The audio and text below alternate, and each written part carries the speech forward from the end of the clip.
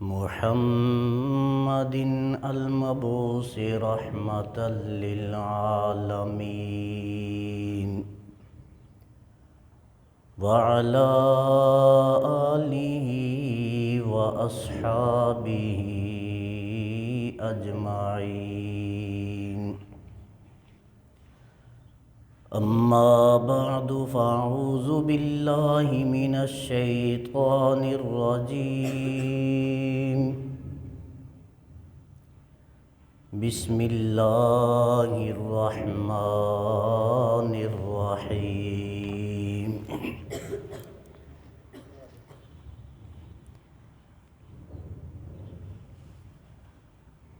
واتل عليهم نبأ ابن آدم بالحق إذ قربا قربانا فتقبل من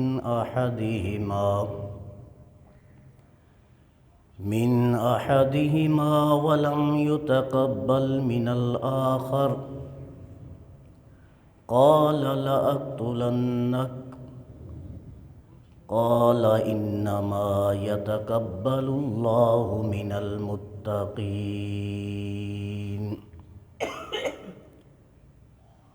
لئن بسطت إلي يدك لتقتلني ما أنا بباسط يدي إليك لأقتلك إني أخاف الله رب العالمين. صدق الله مولانا العظيم وبلغنا رسوله النبي الكريم الأمين الرؤوف الرحيم.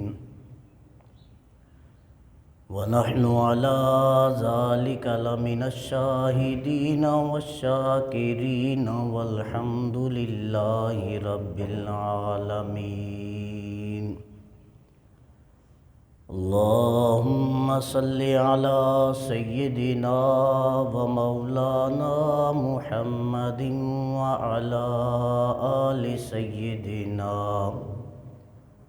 ومولانا محمد. الصلاة والسلام عليك يا سيدي يا رسول الله. الصلاة والسلام عليك يا سيدي يا خاتم الأنبياء والمرسلين وعلى آلك وأصحابك يا سيدي يا سيد الأولين والآخرين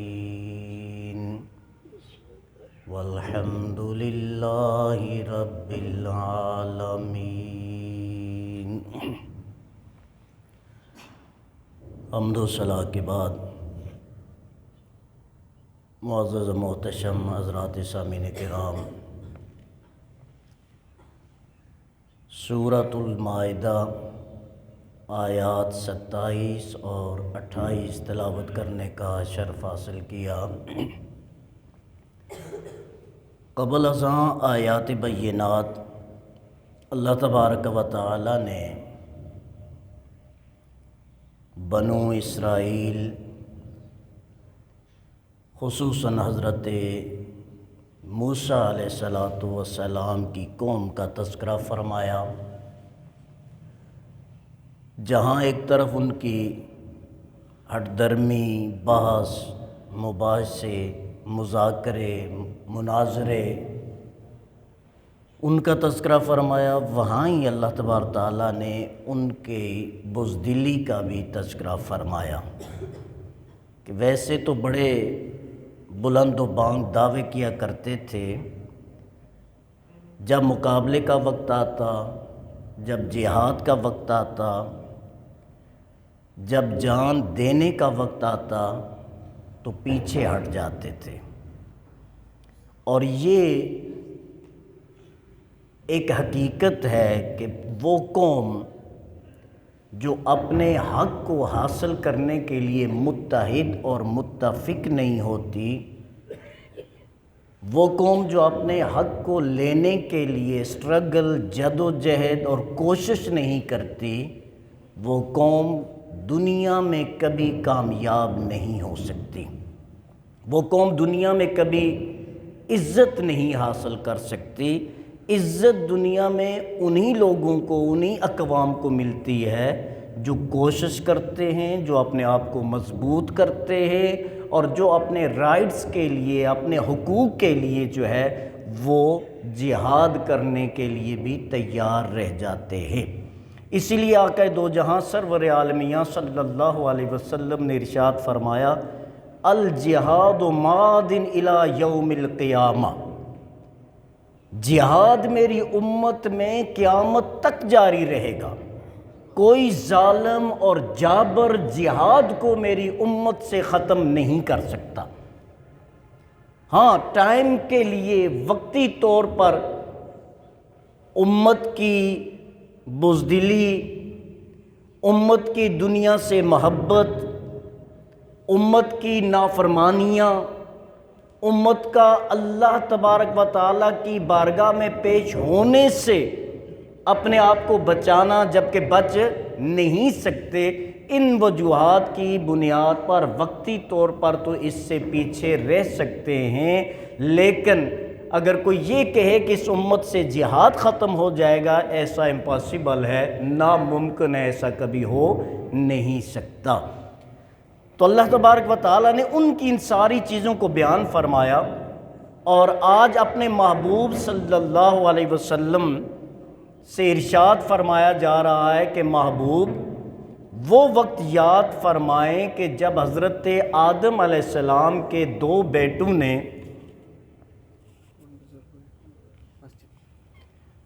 بیٹوں نے قربانی کی، ایک کی قربانی کو قبولیت سے سرفراز فرمایا گیا اور دوسرے کی قربانی کو رد کر دیا گیا۔ اس وقت کیا ہوا، آپ پہلے قرآن کی زبانی جو ہے وہ سماعت فرمائیں۔ اور ویسے ایک بات عرض کر دوں، یہ واقعہ ہے حضرت حابیل اور قابیل کا، حضرت حابیل اور ان کے دوسرے بھائی قابیل کا یہ واقعہ ہے۔ اذ قربا قربانا، جب دونوں نے قربانی کی، ایک کی قربانی قبول ہوگی اور دوسرے کی قربانی رد ہوگی۔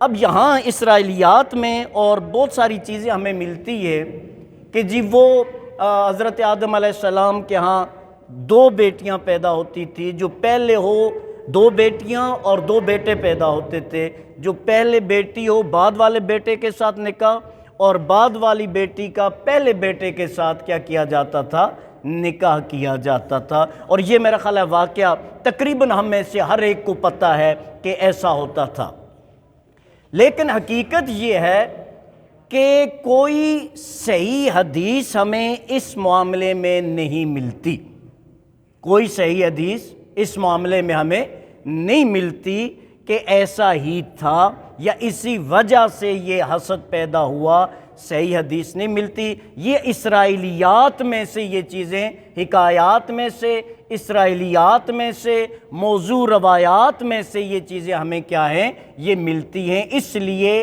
ان پر ہم مکمل طور پر یقین اور ٹرسٹ نہیں کر سکتے۔ ہمارا یقین صرف اسی چیز پر ہے جو قرآن نے بیان فرمایا، اور قرآن کیا بیان فرما رہا ہے آپ سماعت فرمائیں۔ اللہ تعالیٰ ارشاد فرماتا ہے، وَاتْلُ عَلَيْهِمْ، اے محبوب صلی اللہ علیہ وسلم آپ ان بنو اسرائیل پر بیان فرمائیں، انہیں بتائیں، نبأ ابن آدم، آدم علیہ السلام کے دو بیٹوں کی خبر، دو بیٹے حضرت آدم علیہ السلام کے، ان کا جو واقعہ ہے، اے میرے محبوب صلی اللہ علیہ وسلم وہ واقعہ انہیں بیان فرمائیں، بالحق، جو سچا واقعہ ہے۔ اور وہ واقعہ کیا ہے؟ فرمایا اذ قربا قربانا، جب ان دونوں نے قربانی کی،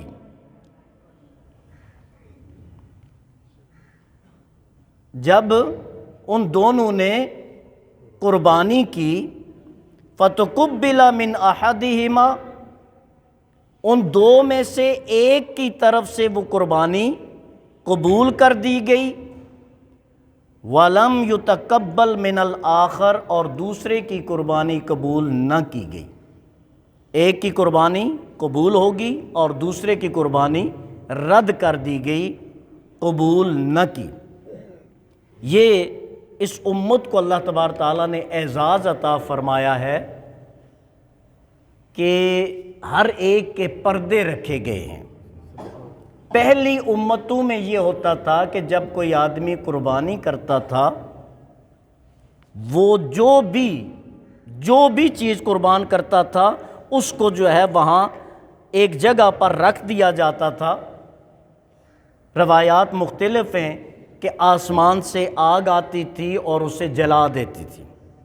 پہلی امتوں کی خیرات کسی کو کھانے کی اجازت نہیں تھی، ڈائریکٹ آسمان سے آگ آتی تھی، اگر اس کو جلا دیا گیا تو وہ قربانی اللہ کی بارگاہ میں قبول ہو گئی، اور اگر وہ یوں ہی پڑی رہی تو اس کا مطلب یہ ہوا کہ یہ قربانی، یہ صدقہ، یہ خیرات اللہ کی بارگاہ میں قبول نہیں ہے۔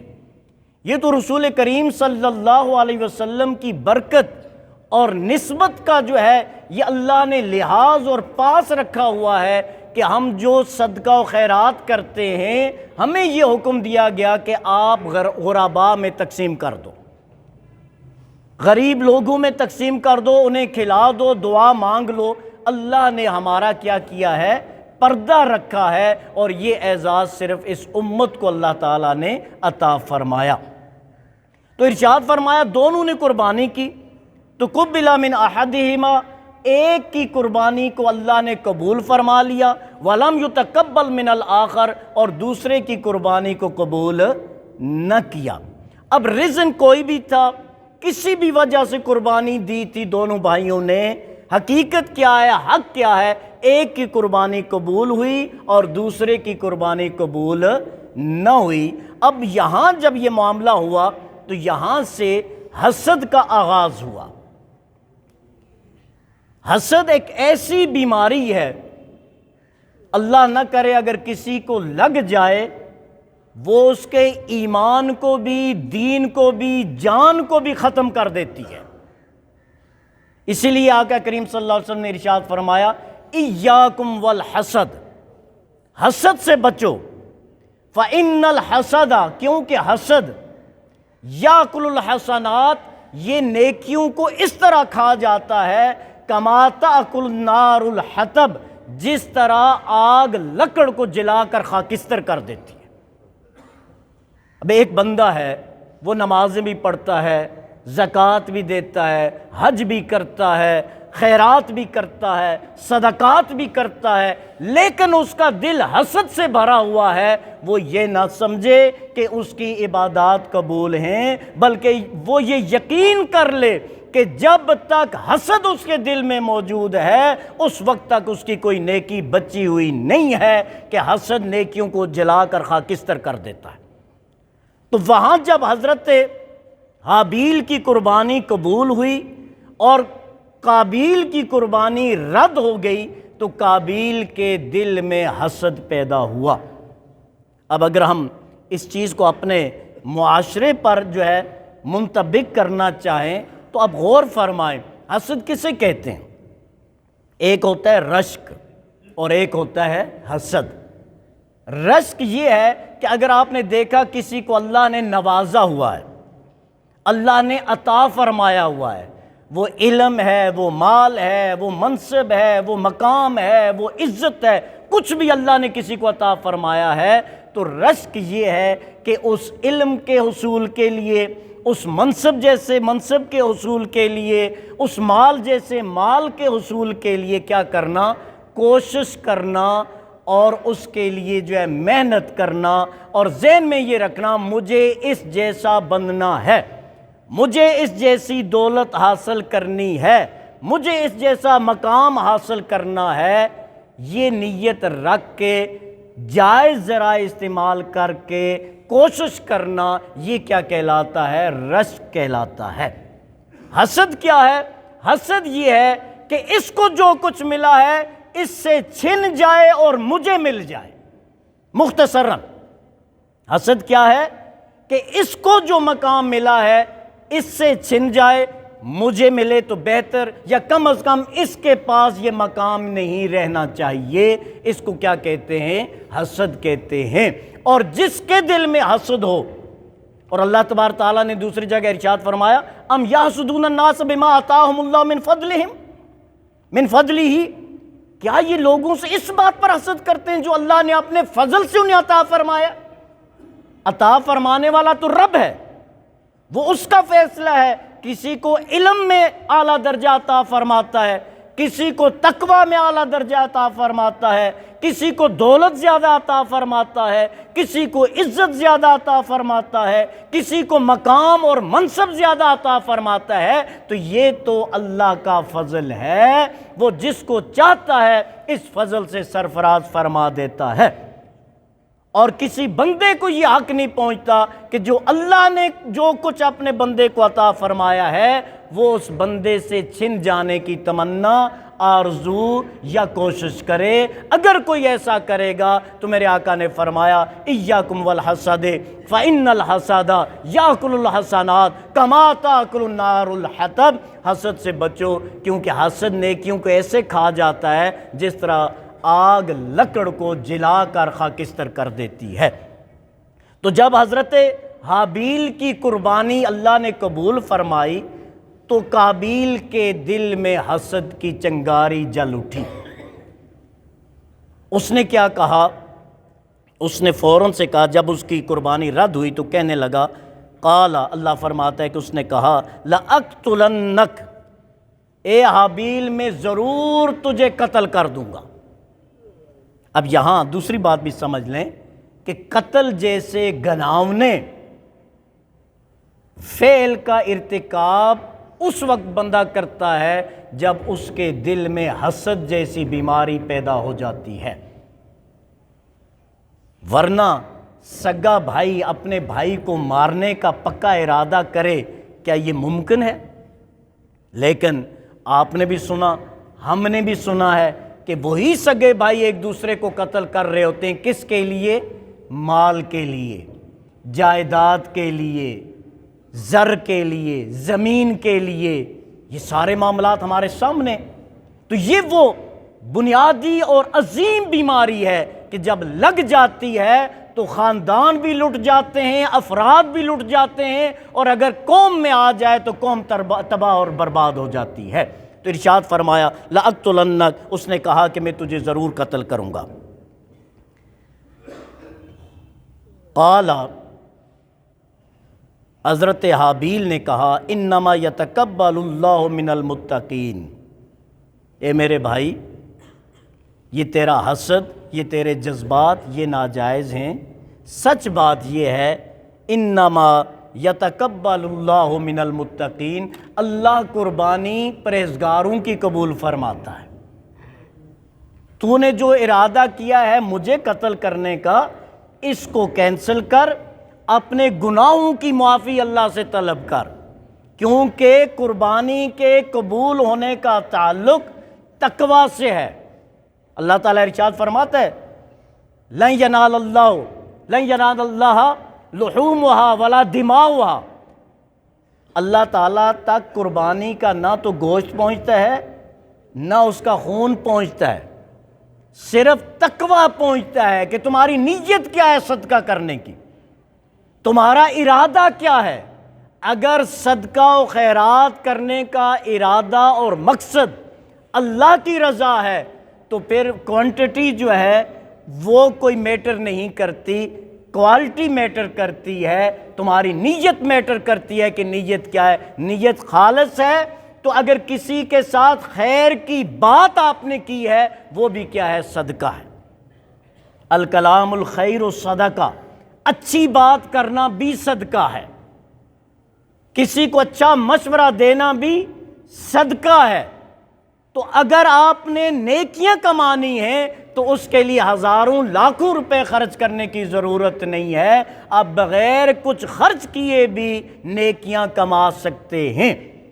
اور اگر نمود و نمائش ہے، دکھاوا ہے، ریاکاری ہے، تو پھر کروڑوں کا صدقہ و خیرات کریں، دنیا والوں کی واہ واہ تو سن لیں گے، اللہ کے ہاں اس کی کوئی ویلیو اور مقام اور قدر اور قیمت بالکل بھی کچھ بھی نہیں ہوگی۔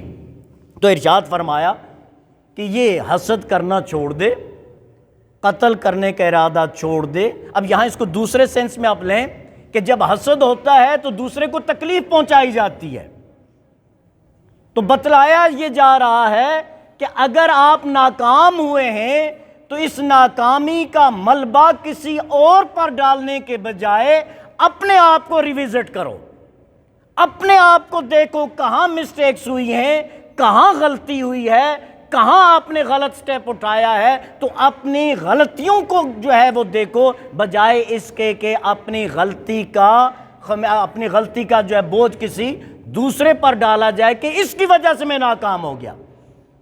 کوئی کسی کی وجہ سے ناکام نہیں ہوتا، اپنی غلطیوں کی وجہ سے ناکام ہوتا ہے۔ تو یہ بھی ہمیں یہ درس دیا جا رہا ہے کہ اپنی غلطی کا بوجھ کسی دوسرے پر ڈالنے کی کوشش نہ کیا کرو، بلکہ اپنے آپ پر جو ہے غور اور فکر کرو کہ میں کہاں سے چوک گیا، کہاں سے مجھ سے غلطی ہوئی، کیا مجھے کرنا چاہیے تھا جو نہیں کیا، اور کیا نہیں کرنا چاہیے تھا اور میں نے ویسا کر لیا۔ تو یہ بتایا جا رہا ہے ان اللہ یتقبل من المتقین من الصالحین من المومنین، اللہ جو ہے مومن صالح متقین کے جو ہے وہ صدقات کو اپنی بارگاہ میں شرف قبولیت عطا فرماتا ہے۔ اور میں ایک بات اکثر عرض کرتا ہوں، اللہ رب العالمین ہے، اللہ رب العالمین ہے، وہ کافر کا بھی رب ہے، وہ مشرک کا بھی رب ہے، وہ ہندو کا بھی رب ہے، وہ بت پرست کا بھی رب ہے، وہ چرند اور پرند کا بھی رب ہے، وہ ساری کائنات کا رب ہے، وہ مسلم کا بھی رب ہے، وہ غیر مسلم کا بھی رب ہے، وہ رب العالمین ہے۔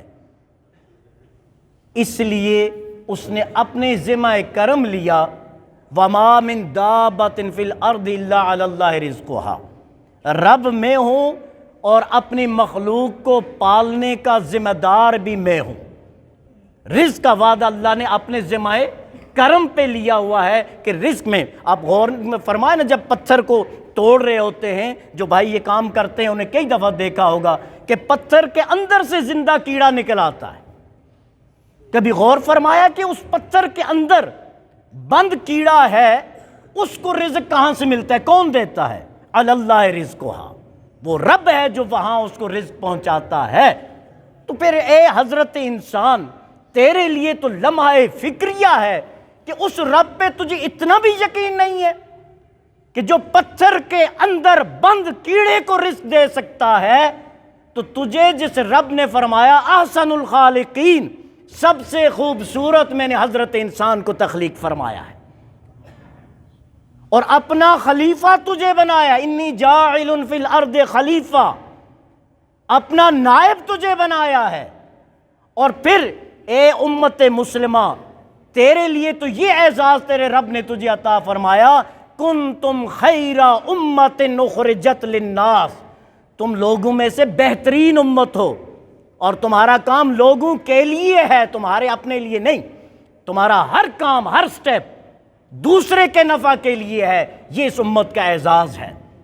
تو کیا مسلمان ہونے کی حیثیت سے اتنا بھی ہمارا فرض نہیں کہ ہم رزلٹ کا سارا سلسلہ اپنے رب پہ چھوڑ دیں اور ہم جائز محنت کو اپنا جو ہے منشا اور مقصد بنا لیں کہ محنت کرنا ہمارا کام ہے، سٹرگل کرنا ہمارا کام ہے، جدوجہد کرنا ہمارا کام ہے، کوشش کرنا ہمارا کام ہے، رزلٹ دینا ہمارے رب کا کام ہے۔ تو جب ہم یہ بات مان لیں ایک، اور دوسری بات کہ ہمیں اتنا ہی ملے گا جتنا ہمارے رب نے ہمارے مقدر میں لکھ دیا ہے۔ حضرت زید بن ثابت رضی اللہ تعالیٰ عنہ ارشاد فرماتے ہیں، نبی اکرم صلی اللہ علیہ وسلم نے ارشاد فرمایا، من کانت الدنیا ہمہ جعل اللہ فقرہ بین عینیہ، جس انسان کا مقصد صرف اور صرف دنیا بن جاتا ہے، اللہ اس کی آنکھوں کے درمیان فقر کو بنا دیتا ہے، فقر کو لکھ دیتا ہے، اور اس کے پاس دنیا اتنی ہی آتی ہے ما کتب لہ، جتنی رب نے اس کے لیے لکھ دی ہے، لیکن آنکھوں کے درمیان کیا ہے؟ فقر۔ مطلب کیا؟ وہ جتنا حاصل کرے گا اسے اتنا کم لگے گا۔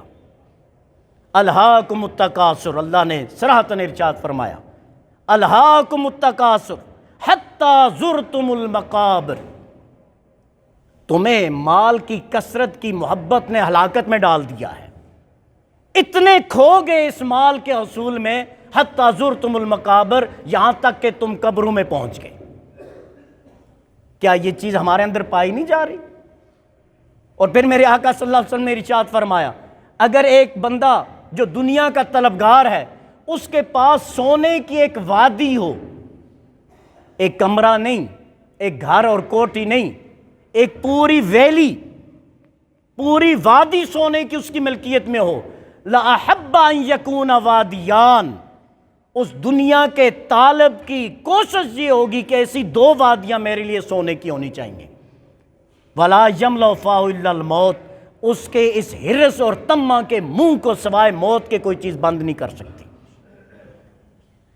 آگے آقا صلی اللہ علیہ وسلم ارشاد فرمایا، حضرت زید بن ثابت ارشاد فرماتے ہیں، وَمَنْ كَانَ نِيَّتَهُ، اور جس کی نیت آخرت ہو جاتی ہے، دنیا کی طمع، اب جس کی نیت آخرت ہو، اس کا یہ مطلب نہیں ہے کہ اس نے بزنس چھوڑ دیا، ملازمت چھوڑ دی، محنت چھوڑ دی، رہبانیت اختیار کر کے جنگل میں بیٹھ کے اللہ اللہ کرنے لگ گیا، یہ اس کی نیت آخرت کی ہوگی۔ نہیں، اللہ کے بندے وہ ہیں جو دنیاوی معاملات بھی انجام دیتے ہیں، اپنے گھر بار کو بھی دیکھتے ہیں، اپنا کاروبار، ملازمت، نوکری، مزدوری سب کچھ کرتے ہیں، لیکن دل دنیا سے نہیں لگاتے، دل دنیا سے نہیں لگاتے۔ فرمایا ایسا بندہ جو ہوتا ہے، اللہ تعالیٰ اس کو اعزاز عطا فرماتا ہے۔ ایک، اللہ اس کے دل کو غنی فرما دیتا ہے۔ کیا کرتا ہے اللہ تعالیٰ؟ اس کے دل کو غنی فرما دیتا ہے۔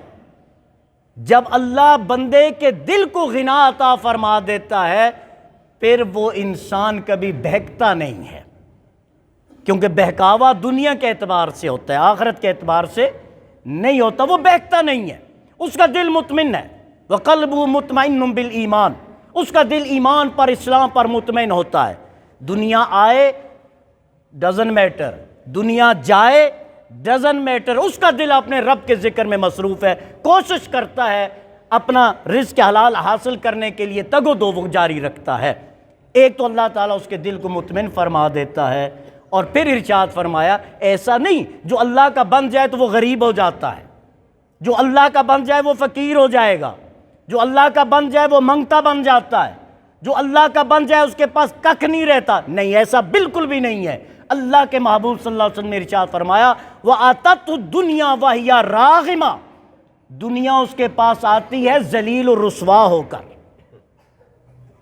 دنیا اس کے پاس آتی ہے بے وقت ہو کر، بغیر قدر و منزلت کے دنیا اس کے قدموں میں آتی ہے۔ دنیا بھی مل گئی، آخرت بھی مل گئی، تو ایک مسلمان کو کیا چاہیے؟ مسلمان کو چاہیے کہ اس کی دنیا بھی اچھی ہو، اس کی آخرت بھی اچھی ہو۔ تو اس کا طریقہ کیا ہے؟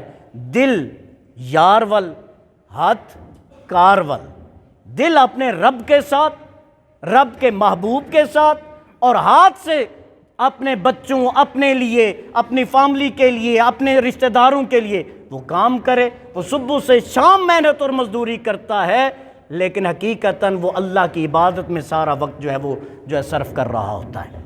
تو اس لیے جو بنیادی بات عرض کر رہا تھا میں، کہ اس نے جب دیکھا کہ اس کی قربانی نامنظور ہو گئی ہے تو دھمکی دی، لَأَقْتُلَنَّكَ، میں تجھے ضرور قتل کروں گا۔ اور حابیل، انہوں نے کیا کہا؟ انہوں نے کہا بات اصل میں یہ ہے، انما یتقبل اللہ من المتقین، اللہ متقین کی قربانی کو قبول فرماتا ہے۔ یا ایک اور بات عرض کر دوں، پہلے میں نے شروع کیا تھا ذہن سے نکل گیا، اللہ رب العالمین ہے سب کو رزق عطا فرماتا ہے، جیسے میں نے عرض کیا، ہر ایک کو بغیر تفریق کے، مسلم و غیر مسلم، سب کو رزق عطا فرماتا ہے، لیکن قبول صرف اپنوں سے کرتا ہے، غیروں سے اپنی راہ میں قبول نہیں کرتا۔ دیتا سب کو ہے، لیتا صرف اس سے ہے جس پر وہ راضی اور خوش ہوتا ہے۔ جب ہمارا دل چاہے کہ مسجد کے لیے ہمیں عطیات دینے چاہیے تو یہ مجھ پہ یا کسی پہ احسان نہیں ہے۔ اگر میں آپ کے دیے ہوئے میں غبن کروں گا یا بددیانتی کروں گا، وہ قیامت کا ذمہ دار میں ہوں گا، آپ نہیں ہوں گے۔ لیکن آپ اگر میرے چہرے کو دیکھ کے دیں گے یا کسی کو دکھانے کے لیے تعاون کریں گے تو دوستو پیسے تو آپ دے دیں گے، کام بھی ہو جائیں گے، لیکن آپ کے لیے اللہ کے ہاں اجر نہیں ہوگا۔ اس لیے تھوڑا کریں یا زیادہ کریں، صرف اور صرف اپنے رب کی رضا کے لیے کریں، اس کے گھر کی تعمیر اور توسیع کے لیے کریں، اس کے دین کی تبلیغ اور اشاعت کے لیے کریں۔ مقصد صرف اللہ کی ذات کی رضا ہونی چاہیے، کسی بندے کی رضا یا بندے کو دکھانا ہمارا مطمع نظر کبھی نہیں ہونا چاہیے۔ اور پھر دوسرا یہ بھی کہ اگر ہمارا دل کرتا ہے اللہ کی راہ میں خرچ کرنے کا تو سمجھ لیں کہ یہ اللہ کا انعام ہے، کیونکہ دیا اسی نے، تو اپنی راہ میں قبول کرنے کے لیے دل کا پھیرنا بھی اسی کے قبضہ قدرت میں ہے۔ جب تک وہ نہ چاہے کوئی بھی خیر کا کام کر نہیں سکتا، اور جب وہ چاہتا ہے تو پھر کہاں کہاں سے بندے اپنے بھیجتا ہے، بندہ تصور بھی نہیں کر سکتا۔ اللہ تعالیٰ سے دعا ہے ہم سب کا حامی و ناصر ہوں۔